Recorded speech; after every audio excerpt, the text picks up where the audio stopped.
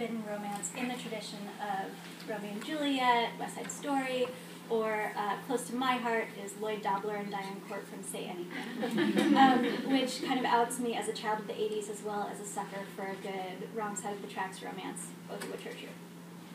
But it's not just socioeconomic status or family feud that keeps the two main characters, Devorah and Jackson, apart because, again, as was mentioned, Devorah is a Hasidic Jew. She's a member of the Chabad Lubavitch movement in Crown Heights, and actually the book is set in Crown Heights, not so coincidentally because I live right around the corner and have grown up there.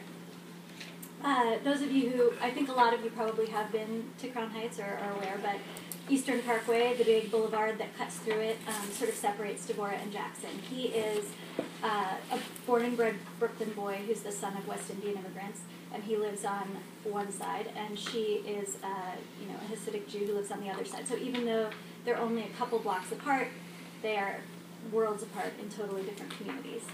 And under normal circumstances, she would never really have the opportunity to be alone with a boy her age outside of her community, and really not even a boy her age in her community.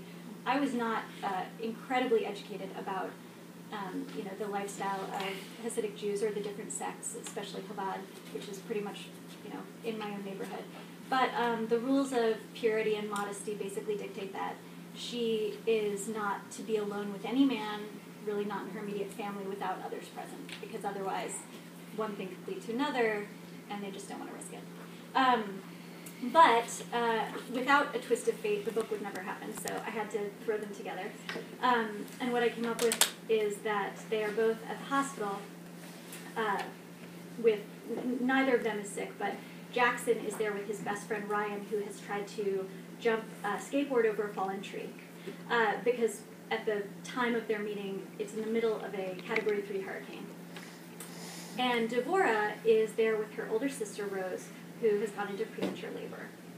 Because her sister is premature, her parents are out of town, the midwife is on vacation, nobody was expecting the baby to come this early. So Devorah has to step up as the next eldest daughter and kind of, coach her sister through labor. So that's actually the section that I'm going to read right now, is when you sort of first meet Devorah at the beginning of the book, and she's waiting for her sister to give birth, and they are kind of strangers in a strange land, pretty much alone in the hospital, except for the father of the child, who, because again of the laws of purity, is actually not allowed to really touch his wife. So he's not really involved in the birth process. So he's kind of out in the waiting room.